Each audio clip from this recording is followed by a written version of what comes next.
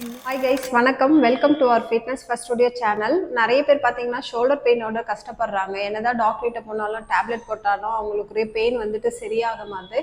Pain வரதுக்கான காரணம் நீங்கள் தெரிஞ்சுக்கிட்டீங்கன்னா அதுக்குரிய சொல்யூஷனை நீங்கள் தேடி போனீங்கன்னா அந்த பெயின்லேருந்து சீக்கிரம் ரெக்கவரி ஆகலாம். ஸோ எக்ஸசைஸ் மூலயமா அதுக்கான காரணம் ரெண்டு சொல்லலாம். ஒன்று வந்து ஃபிசிக்கல் ப்ராப்ளம், இன்னொன்று வந்து மெடிக்கல் ப்ராப்ளம். இது தைராய்டு ப்ராப்ளம், இன்னொன்று வந்துட்டு சுகர்.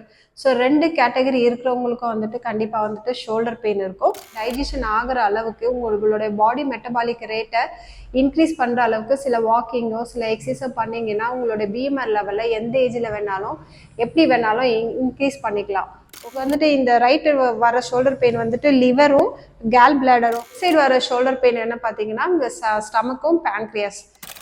எந்த வேலையும் செய்யாமல் அப்படியே இருந்தீங்கன்னா அது இன்னும் லாக் ஆகி பெயின் அக்ரவேட்டாக தான் ஆகும். ஸோ ஃபுட்டு டைஜஷன் ஆகணும், டைஜஷன் ஆன ஃபுட்டு நியூட்ரிஷனாக மாறணும். மீதி இருக்கிற டைஜஷன் ஆன ஃபுட்டை தவிர மீதி இருக்கிற கழிவுகளை வந்துட்டு வெளியேறணும். ஸோ இந்த மாதிரி பேசிக்கு இந்த மாதிரி இந்த ஆரிஜனை நீங்கள் கண்டுபிடிச்சி அதை நீங்கள் சரி பண்ணிங்கன்னா தான் உங்களுடைய ஷோல்டர் பெயின் சரியாகும்.